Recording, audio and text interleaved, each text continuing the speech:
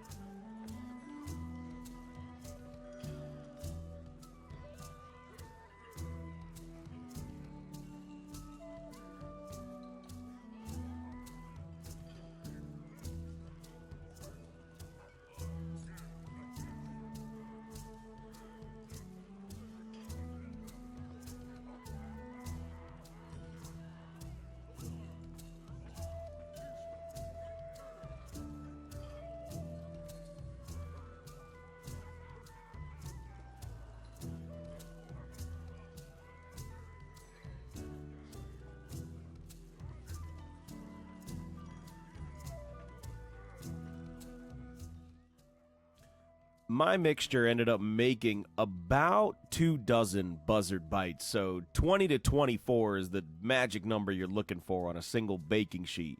375 into the oven for 18 to 20 minutes to make sure all that pink is cooked out of those Buzzard Bites. We're going to move on to that sauce. Now, once they're in the oven, take out a saucepan, add 1.5 cups of apple cider, 1 cup of ketchup, a half a cup of balsamic vinegar, and a generous pinch of salt, pepper, and nutmeg. You're going to bring this to a simmer and let it cook for about 30 minutes, stirring occasionally to ensure that the ingredients mix up and thicken up so that they cover and smother those Buzzard Bites.